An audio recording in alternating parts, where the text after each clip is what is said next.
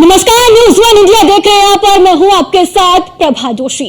भीषण गर्मी ने सिर्फ उत्तर प्रदेश ही नहीं बल्कि समूचे उत्तर भारत में हाहाकार मचा रखा है। ऊपर से अघोषित पावर कट ने रही सही कसर को पूरी कर दिया है।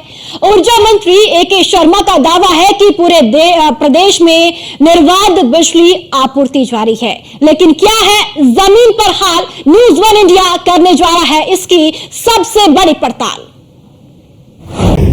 तापमान की टॉर्चर से मचा हाहाकार, पावर कट से बड़े बड़े शहर हुए बेहाल, पानी की किल्लत छिड़क रही जल पर नमक, बूंद बूंद पानी के लिए जगह जगह बवाल।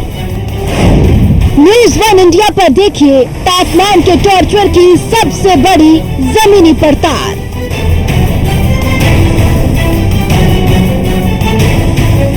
जमीन तप रही है, आसमान आग बरसा रहा है, कहीं भी सुकून नहीं है। शहरों का हाल तो और बुरा है, जहां मल्टी स्टोरी बिल्डिंग में रहने वालों के लिए तो हालात बद से बदतर हो रहे हैं।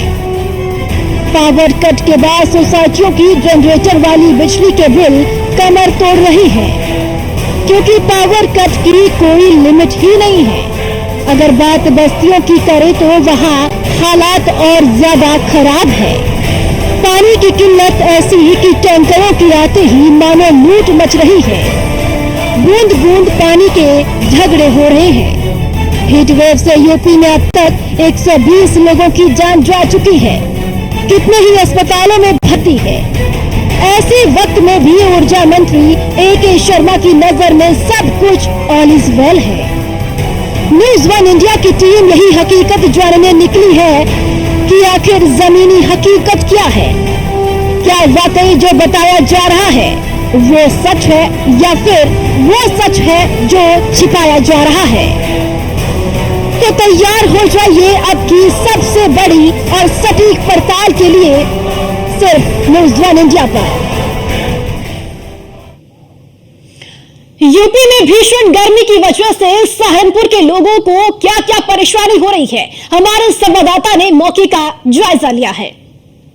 गर्मी का प्रकोप अपने चरम पर है और इस गर्मी के संकट में अगर पानी का संकट हो जाए तो दिक्कत होना लाजमी है, और दिक्कत हुई भी।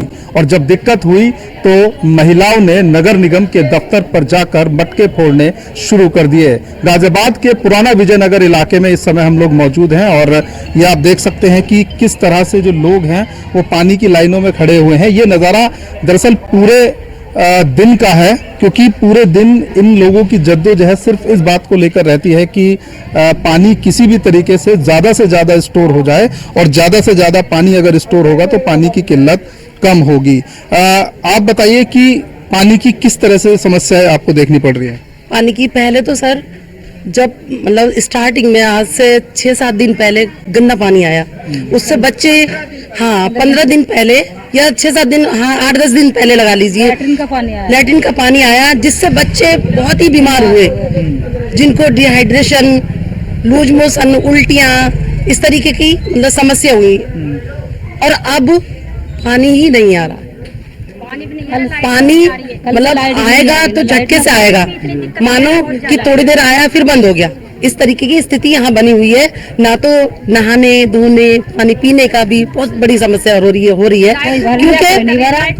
क्योंकि जो ये सप्लाई का जो हम लोग पानी यूज कर रहे हैं वो हमारे टैंकरों में भी जा रहा है। टैंकर जब स्टॉक हो रहा है तो वो हमारे जो ये लगे हुए हैं हमारे घर में आरओ वगैरह, उनमें आएगा, और उनमें आएगा। अगर गंदा और समय से पानी नहीं आएगा तो परेशानी बढ़नी ही है जी।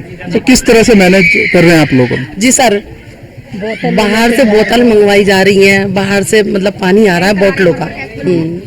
आप बताइए किस तरह की समस्याएं आ रही हैं? नहाने धोने के लिए खरीद के पानी लेते हैं, बोतल ले लेके, और बच्चे छोटे बच्चे बीमार हो रहे हैं, दस्त लग रहे हैं, उल्टी लग रही है उनको।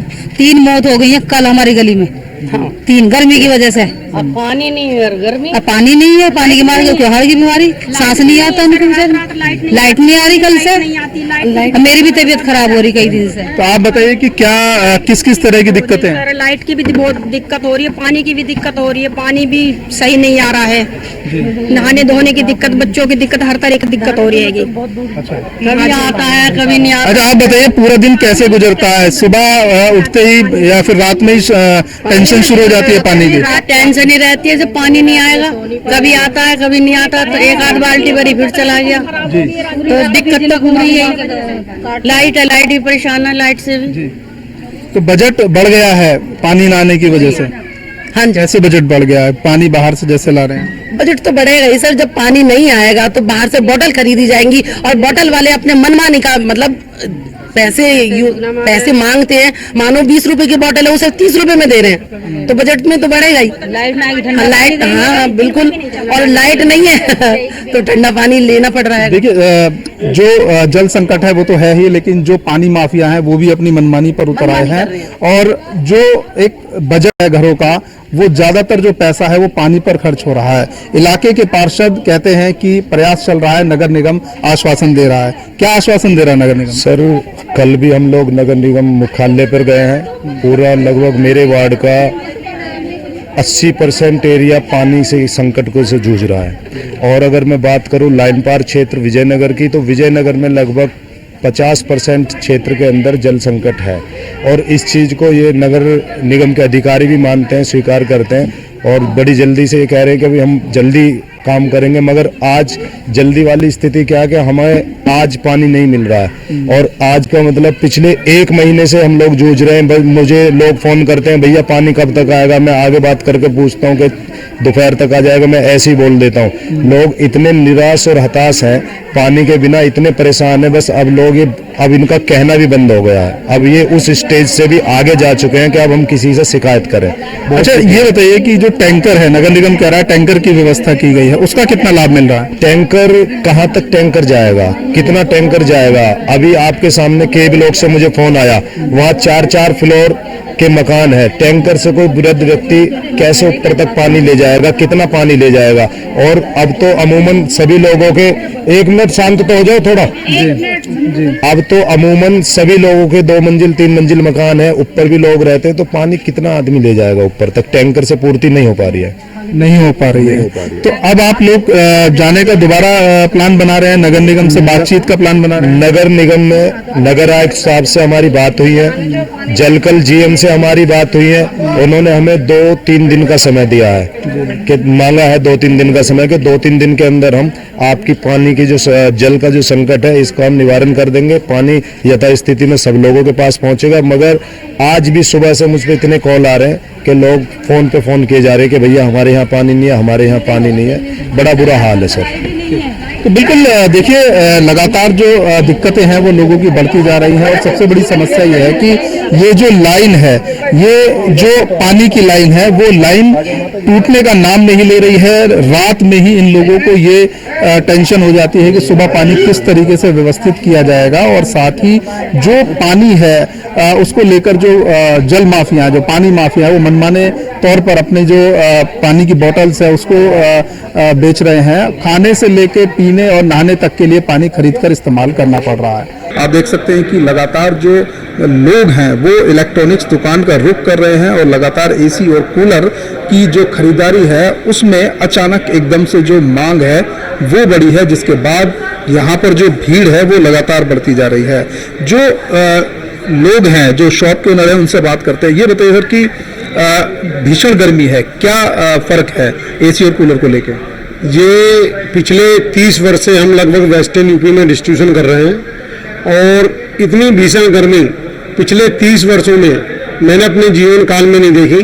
मैंने ये देखा है कभी मार्च में गर्मी पड़ी, कभी जुलाई में गर्मी पड़ी, कभी अप्रैल में पड़ी, लेकिन इस बार अप्रैल मई जून लगातार 3 महीने से गर्मी के लू के थपेड़ों से पूरी जनता बदहाल है।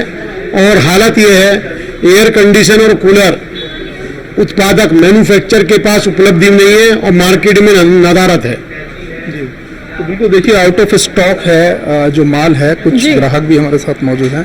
आप बताइए कि आप यहाँ आए हैं, क्या खरीदने आए हैं? एसी लेने आया हूँ मैं।